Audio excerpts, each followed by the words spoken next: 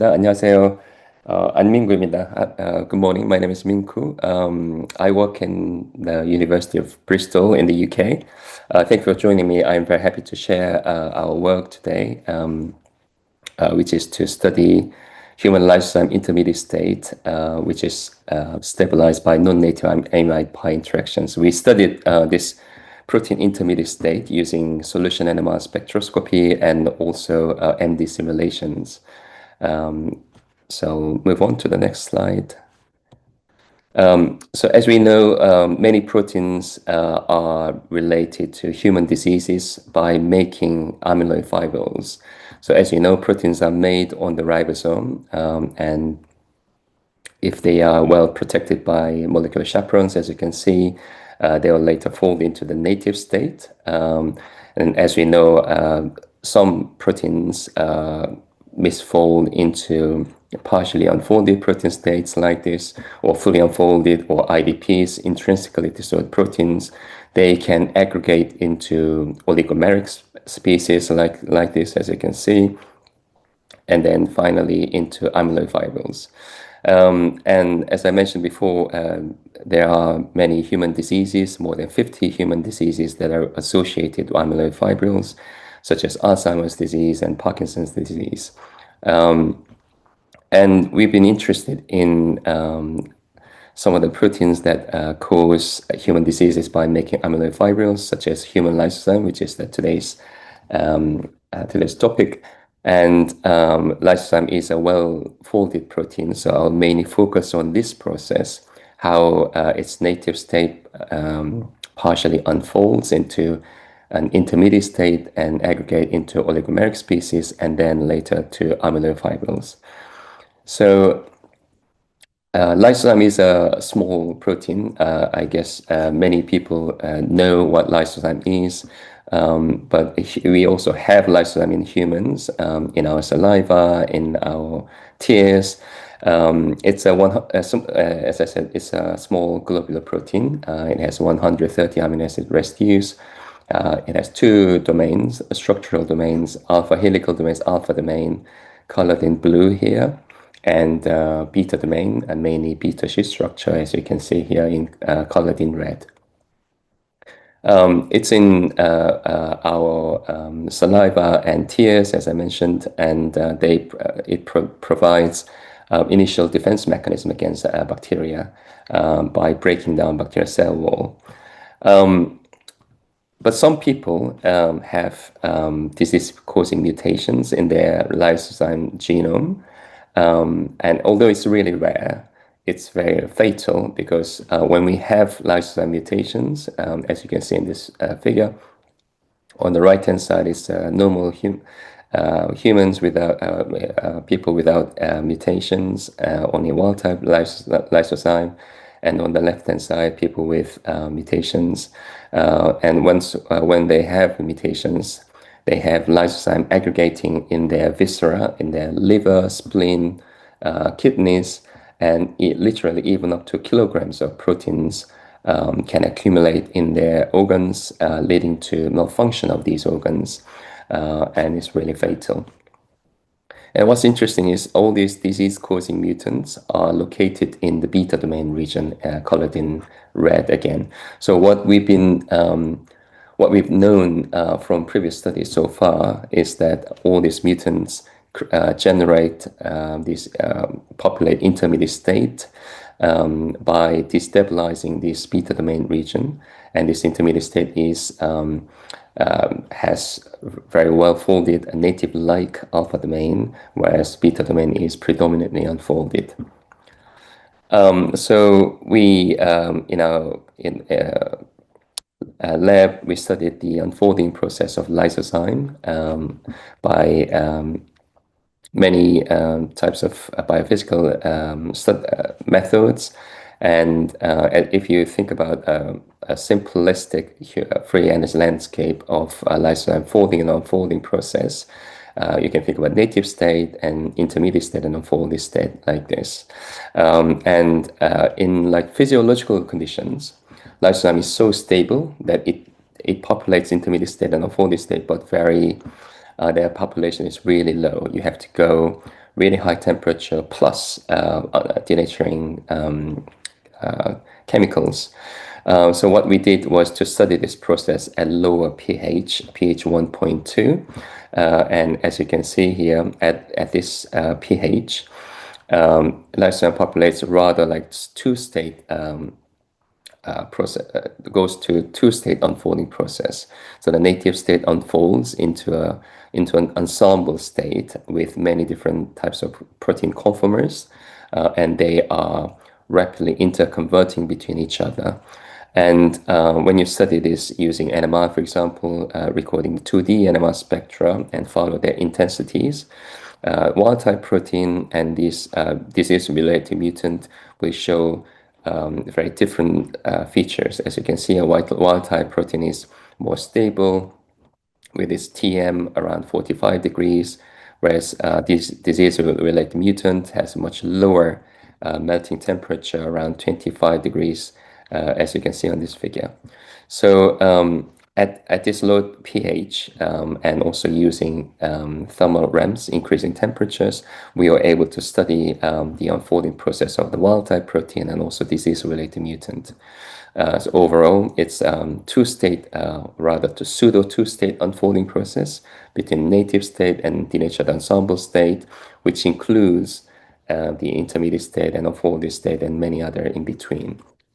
And as you know from previous studies, the intermediate state is still the protein conformer that aggregate, self-assembles into amyloid fibrils. We also studied using one of the NMR techniques called PREs, paramagnetic relaxation enhancements, by nitroxide spin labeling human lysozyme.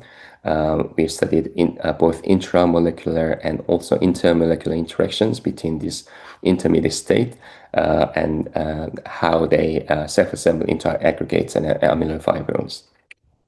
But still, we didn't know how the intermediate state would look like, whether there is any real distinct intermediate state that we can really monitor. So what we wanted to do is to study this intermediate state using more recently developed solution NMR techniques. And if we can identify this intermediate state, how would they look like? What are the structural features of this intermediate state? So these were the key questions we wanted to answer. So if you think about solution NMR spectroscopy, it has unique strength power to study lowly marginally populated protein minor conformers, like in this case. So if you think about ground state, the major state, and minor excited protein state, of course, there will be an exchange. And NMR is best suited to study this kind of dynamic exchange process in solution. So there are many different types of NMR techniques that you can think about. Here in this case, we mainly used CEST and CPMG relaxation dispersion NMR because these are targeted at the right ballpark, basically the right exchange regime between second to millisecond to microsecond timescale for the folding and unfolding of most proteins, in our case, human lysozyme. So we wanted to study lysozyme unfolding process, particularly to study the intermediate state using CEST and CPMG relaxation experiments. So I'll mainly focus on our CEST data. So I'll tell you briefly about how CEST works. So it's chemical exchange saturation transfer, and it's when we do CEST, we use a B1 field, the saturation field, on resonance with the N15 dimension. So what we do is to sweep through N15 dimension using B1 field. And basically, we record a series of 2D NMR spectra with B1 CEST on resonance with N15 dimension. And what we do is to monitor the intensity of a certain peak. Well, of course, we can do for the same for all the peaks on the spectrum. So, for example, if you focus on this peak here, let's say this is the peak coming from a ground state. And then if you monitor the intensity of this peak from the series of 2D spectra, we will have this kind of graph called the CES profile. And at each n15 dimension, you'll have these data points from each 2D spectrum. And if you monitor the intensity, it will be more or less the same all the way. But when it reaches the n15 chemical shift of that peak, you will see a sudden drop of the peak intensity, and basically it will have zero intensity at the location of this peak. Whereas if you go down, the intensity will go back up, but you'll have another minor dip called CES dip. There's this little dip. If indeed there is another peak, whether it's visible or not on the spectrum, if this peak is in exchange with this peak, then we'll be able to see this minor CES dip. So if you look at CES profiles like this from now on, you are looking at this minor CES dip, which is the sign which is indicative of the presence of the minor state, which is in exchange with the major state. So we did CEST, N15 CEST first on lysozyme. We particularly chose this condition, 35 degrees, because at pH 1.2, if you recall 2D NMR on this lysozyme variant I59T, at 25 degrees is all native state. You can see well scattered peaks of the native state. But at 45 degrees, you have all these peaks that are clumped together, which means the protein is unfolded as a rather denatured ensemble, because it's, as I mentioned before, is rapidly interconverting, so it will collapse into one group of peaks. But at 35 degrees in the middle temperature, which is like a melting temperature of this protein at this condition, you'll see the combination of these two groups at the same time, as colored in green here. So we chose this condition to first of all monitor the exchange between the native state and the natural ensemble state using CEST. And these are the CEST profiles of these two peaks. So this is residue 2 of the native state, and the same residue of the same protein, but in the denatured state. If you focus on the native peak, you can see the intensity goes down at the chemical shift of this peak, whereas you also see there's a minor peak at the location of this chemical shift, this peak.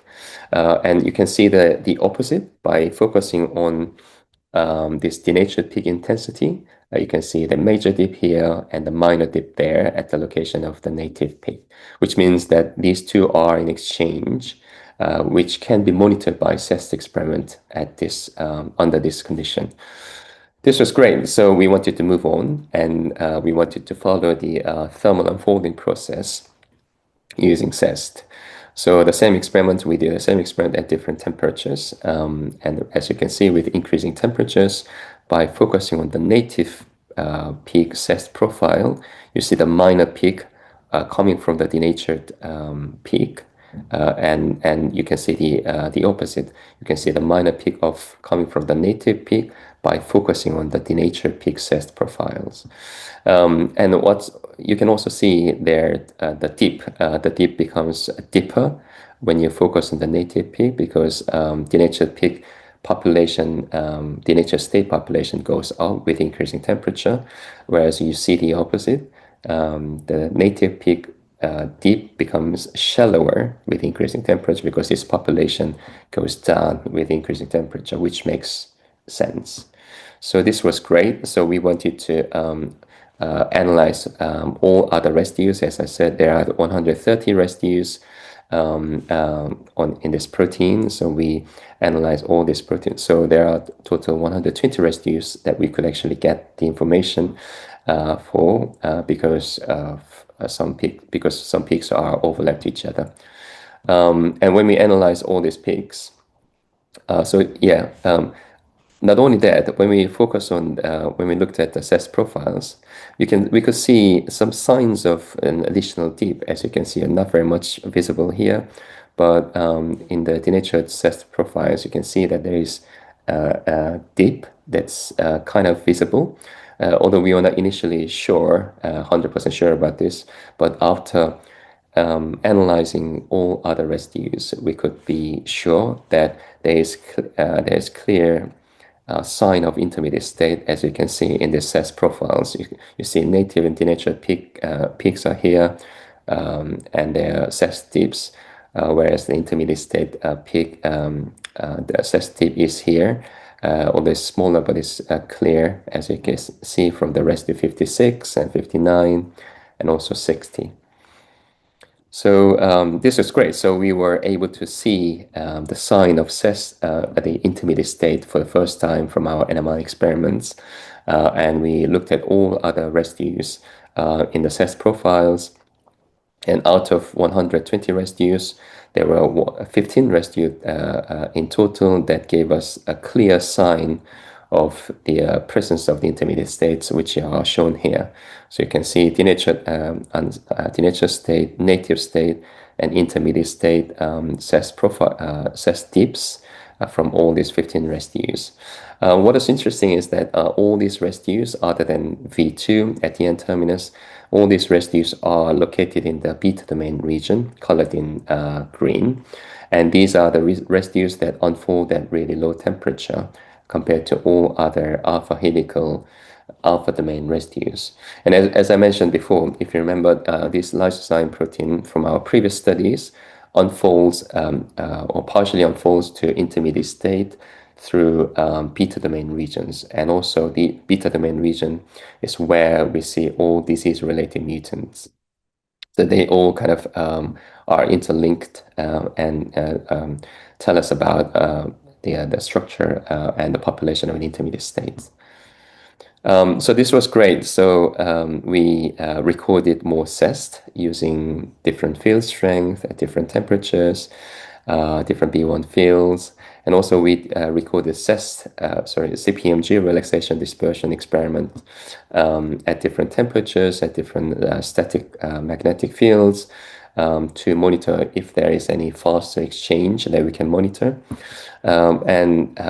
These are the results coming from one residue, residue number 2. And as I mentioned, there are 120 amino acids. So we had a very rich set of data. So there are a total roughly about 500 data sets of these. And we fit them all in global fitting to a 3-state model. So this is the final model and kinetic parameters from the fitting. So previously we've shown that lysozyme unfolds under this condition in 2-state unfolding model. A model, as you can see, native state and denatured ensemble state with all these protein conformers rapidly interconverting between each other. And there is I state, intermediate state that we could monitor from CEST and CPMG.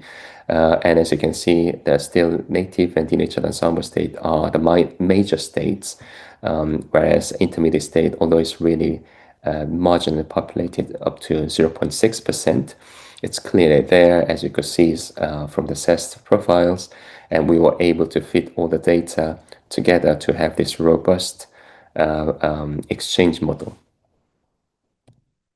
So after that, we wanted to look at the CEST profiles from other NMR active nuclei. So we looked at proton CEST, and because of the nature of the experiment, we see rather than CEST dips from N15, we see this kind of wiggle here.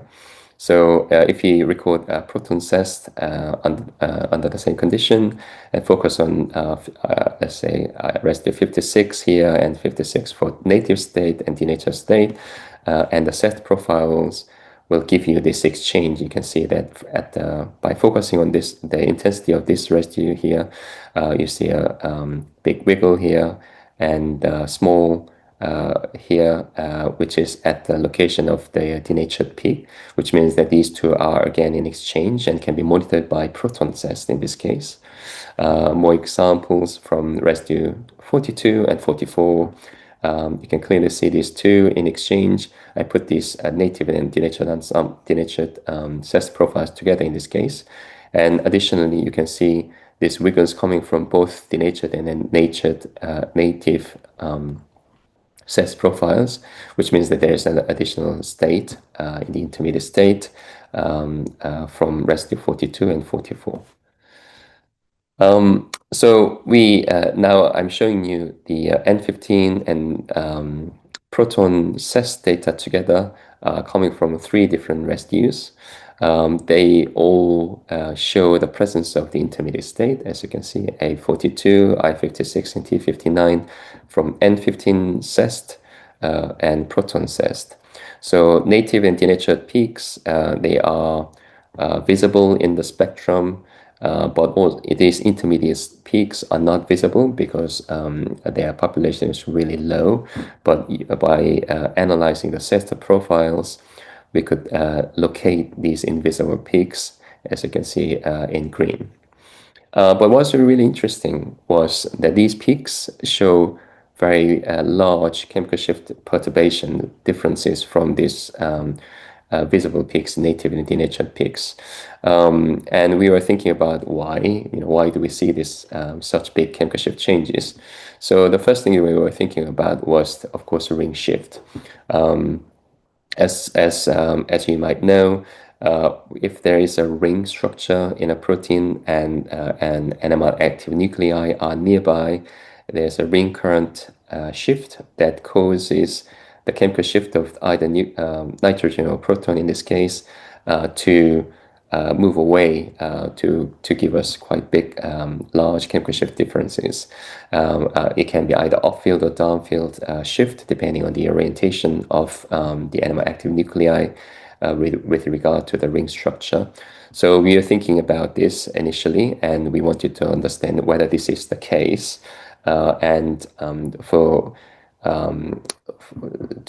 To find this out, we need to get more atomic level structures from MD simulations.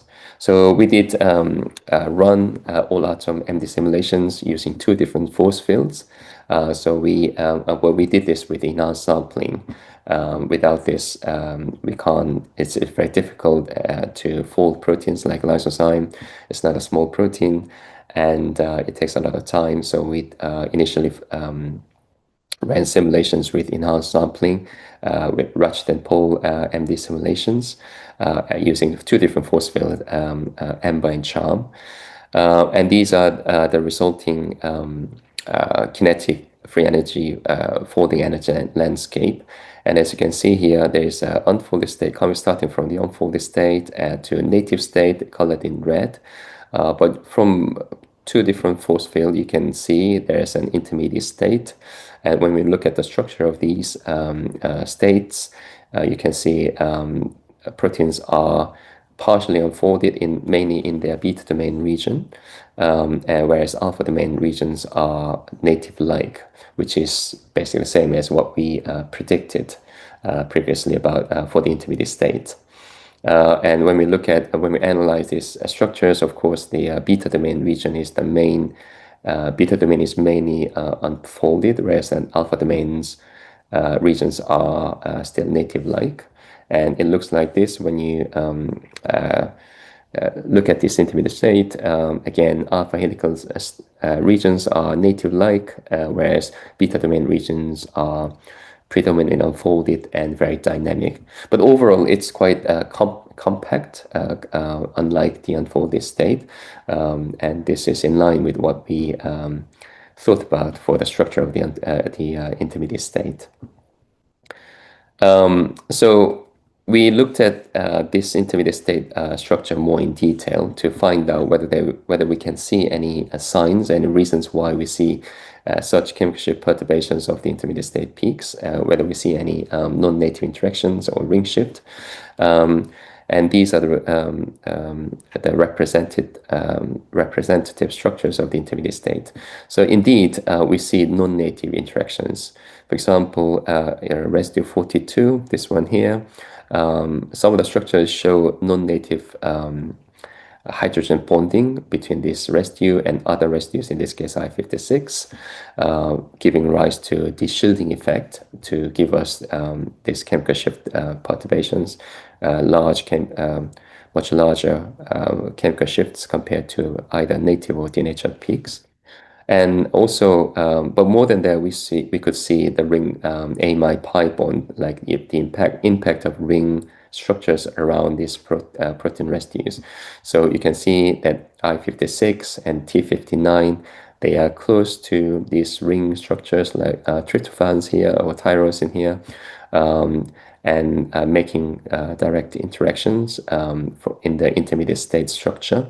And we could see that if we calculate the probability of this amide-π bonding in the native state and intermediate state. Of course, native state is too rigid. It can't really show us any signs of the non-native amide-π bonding, whereas intermediate states can make this kind of transient non-native contacts much more easily. And what's interesting is this beta domain region is where we can see these non-native interactions most commonly.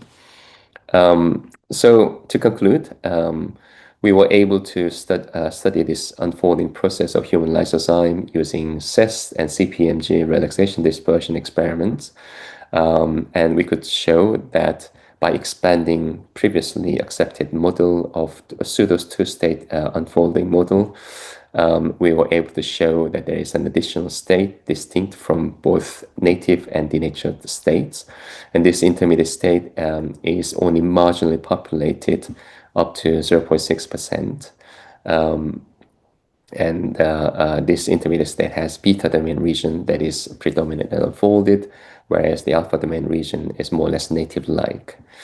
And we could show that these intermediate state peaks are quite different from both native and denatured states. As you can see here, these green invisible intermediate state peaks show large chemical shift perturbations. And using MD simulations, we were able to show that non-native interactions, in particular amide-π interactions involving these ring structures, are the main reasons why we see these large chemical shift perturbations in the intermediate states. So this is my group in Bristol, and these are people that I've worked with. Particularly, I'd like to thank my PhD supervisor, Chris Dobson and Janet, and my colleagues in UCL and also Poland and Portugal. This work was published relatively recently, and you can have a look at the paper if you're interested. Thank you.